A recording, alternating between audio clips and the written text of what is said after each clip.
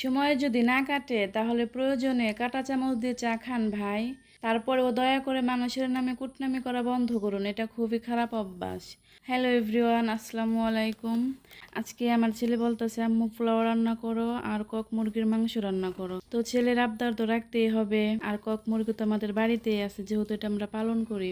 সেজন্য চলে আসলাম রান্নাঘরে রান্না করতে। অফলাইনে রান্নাটা বসিয়ে দিয়েছিলাম, এক চুলায় পোলাও আর এক চুলায় মাংস বসিয়ে দিয়েছি। আমার রান্না প্রায় শেষের দিকে। এখন আমি দেখবো লবণ পরিমাণ মতো হয়েছে কি হয় নাই। সামান্য একটু লবণ লাগবো, এটা আমি এখন দিয়ে দেব। এখন আমি সবকিছু গুছাবো ও পরিষ্কার করে নিব। আর এদিকে আমার ছেলে বলতেছে আম্মু রান্না হয়নি।